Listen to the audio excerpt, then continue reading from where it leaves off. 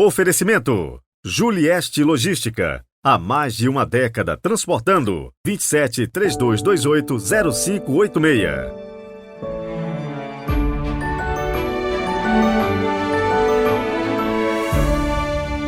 Segundo domingo do tempo da Quaresma, 5 de março de 2023. Bem-vindos à Mesa da Palavra. É o Cristo mesmo quem nos convida para saborear a doçura do Deus que se comunica amorosamente com o seu povo. Por isso, rezemos.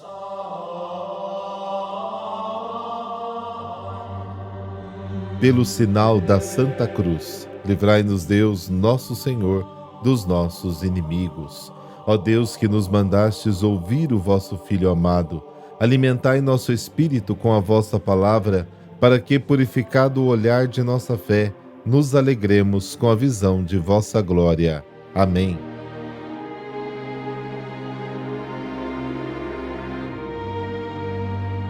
Mateus capítulo 17, versículos de 1 a 9.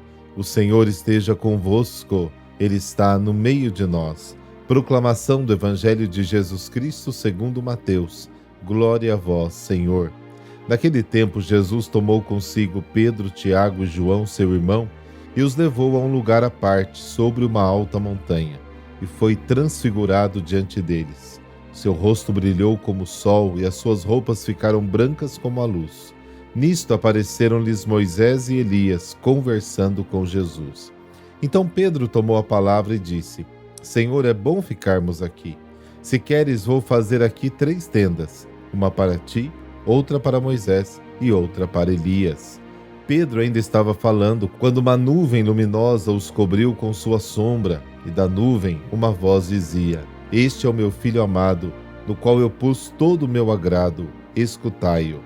Quando ouviram isso, os discípulos ficaram muito assustados e caíram com o rosto por terra. Jesus se aproximou, tocou neles e disse: Levantai-vos e não tenhais medo. Os discípulos ergueram os olhos e não viram mais ninguém, a não ser somente Jesus. Quando desciam da montanha, Jesus ordenou-lhes: Não conteis a ninguém esta visão, até que o Filho do Homem tenha ressuscitado dos mortos. Palavra da salvação. Glória a vós, Senhor.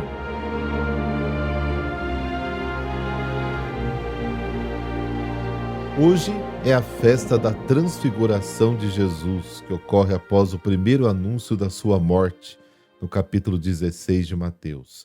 Este anúncio confunde a cabeça dos discípulos, especialmente a de Pedro. Seus pés estavam entre os pobres, mas sua cabeça estava perdida na ideologia dominante da época. Eles esperavam um Messias glorioso. A cruz foi um impedimento para crer em Jesus. A transfiguração, onde Jesus aparece em glória no alto da montanha, foi uma ajuda para que pudessem superar o trauma da cruz e descobrir em Jesus o verdadeiro Messias. Mas mesmo assim, muitos anos depois, quando a Boa Nova já havia se espalhado na Ásia Menor e também na Grécia, a cruz continuou sendo um grande obstáculo para judeus e pagãos aceitarem Jesus como o Messias. A cruz é uma loucura e um escândalo, diziam eles. Isso está em 1 Coríntios, capítulo 1.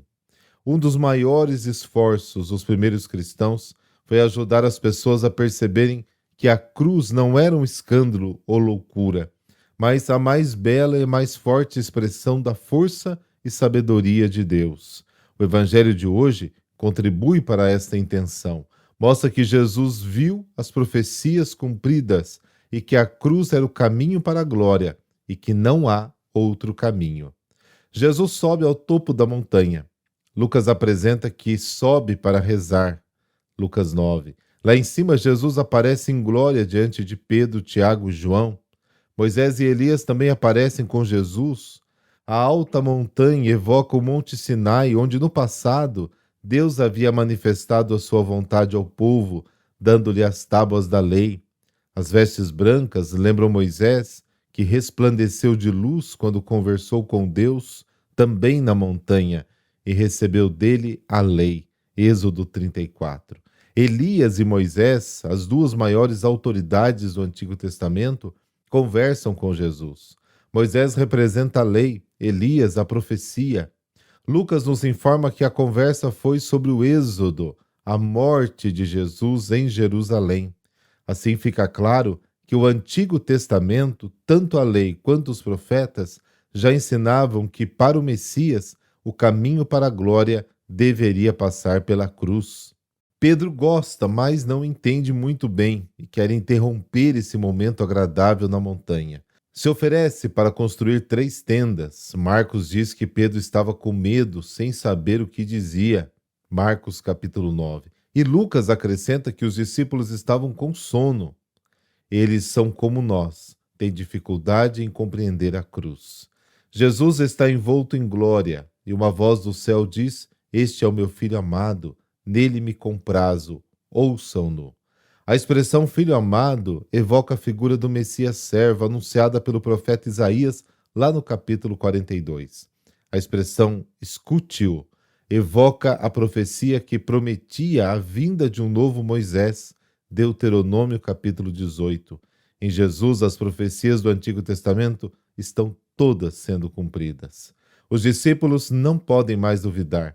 Jesus é verdadeiramente o Messias glorioso, e o caminho para a glória passa pela cruz, conforme anunciado na profecia do Messias servo, Isaías 53. A glória da transfiguração prova isso. Moisés e Elias confirmam isso. O Pai garante isso. Jesus aceita. Diante de tudo o que estava acontecendo, os discípulos ficaram com medo e caíram com o rosto por terra. Jesus se aproxima, toca neles e diz: "Levantem-se, não tenham medo." Os discípulos então levantaram os olhos e viram apenas Jesus e mais ninguém. Daqui em diante, Jesus é a única revelação de Deus para nós. Jesus e somente Ele é a chave para poder compreender a Escritura e a vida. Jesus pede a seus discípulos que não digam nada a ninguém até que Ele ressuscite dos mortos. Marcos diz que eles não sabiam o que significava ressuscitar dos mortos. Com efeito, quem não associa o sofrimento à ressurreição não compreende o significado da cruz. E isso também para a nossa vida hoje, viu? A cruz de Jesus é a prova de que a vida é mais forte que a morte. A compreensão plena do seguimento de Jesus não se obtém com instrução teórica, mas com empenho prático, caminhando com Ele no caminho do serviço, desde a Galileia até a Jerusalém.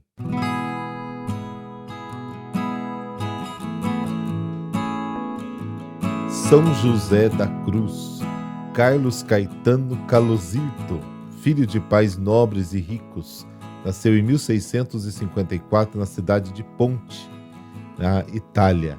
Já na infância se recolhia a maior parte do tempo num quarto mais retirado da casa, onde colocou um pequeno altar em honra da Santíssima Virgem. Desejando para ele uma melhor formação religiosa, os pais o enviaram para estudar com os agostinianos de Ischia. Ali, quando por motivo de estudo tinha que se juntar a outros jovens, evitava as más companhias, querendo preservar a inocência, como também combatia a vaidade, a mentira e a superficialidade. Admirador de São Francisco de Assis, quis imitá-lo, e em 1671 entrou para a Ordem dos Franciscanos Descalços, conhecidos como alcantarinos, porque eram oriundos da reforma de São Pedro de Alcântara. No convento de Santa Luzia, no Monte, em Nápoles, adotou então o nome de João José da Cruz. Identificou-se com maior austeridade às regras e por isso decidiu ficar sempre descalço. Havia então uma divisão entre os alcantarinos da Espanha e da Itália. Em 1671 foi enviado com 11 irmãos para Piedimonte, da Life, a construir o primeiro convento da ordem. Eram muitas as dificuldades. João José começou a construção sozinho, juntando pedras com as próprias mãos e trabalhando com enxada, cal, madeira, até fazer os alicerces. Inicialmente pensaram que estavam loucos, mas depois os outros religiosos e o povo ajudaram, e o convento foi erigido em tempo recorde. Construiu-se também um pequeno eremitério, ainda hoje meta de peregrinações, chamado A Solidão. Em 1677, foi ordenado sacerdote, logo depois mestre dos noviços, e aos 24 anos, guardião da ordem do convento de Piedimonte. Construiu um outro local para retiro chamado Ermo, um local isolado da encosta do bosque, e também o convento do Granello, em Portici, em Nápoles. Foi nomeado em 1702 vigário provincial e geral da Ordem Franciscana de Nápoles, seguidores da reforma alcantariana, e que o permitiu abrir várias casas religiosas. Com isso, a ordem cresceu, também em santidade, em toda a Itália. Esta fama chegou a Santa Sé e, com o peso dos seus 20 anos de trabalho, os alcantarinos, na Espanha e na Itália, se reuniram. Isso lhe custou muitas injustiças e calúnias, ao que respondia com voto de silêncio, dizendo: tudo o que Deus permite, permite para o nosso bem. De volta a Santa Luzia, o arcebispo Francisco Pignatelli o convocou para dirigir 73 mosteiros e retiros na região de Nápoles, onde restaurou a disciplina religiosa. Por isso recebeu a mesma incumbência para a diocese de Aversa. Recebeu de Deus a graça de realizar bilocações, profecias, perscrutar corações, levitações, curas milagrosas e até uma ressurreição. Vivia em grande austeridade. Seu quarto continha apenas um crucifixo, uma imagem da Virgem, de quem era profundo devoto, um livro de orações e um leito, 2 pedaços de couro e uma coberta de lã.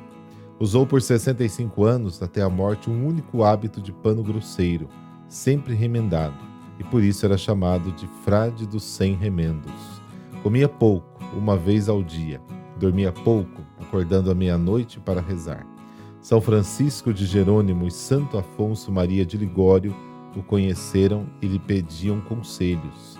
Faleceu aos 84 anos em Piedimonte d'Alife e foi sepultado no convento de Santa Luzia. É padroeiro de Ischia, juntamente com Santa Restituta. Senhor uno e trino, que tudo criastes por vós mesmo, concedei-nos pela intercessão de São José da Cruz a iniciativa de, mesmo que sozinhos dos demais, porém sempre convosco, construir os alicerces das vossas obras, para que sejam o abrigo dos nossos irmãos. Por Cristo nosso Senhor. Amém. Abençoe-vos o Deus Todo-Poderoso, Pai, Filho e Espírito Santo. Amém.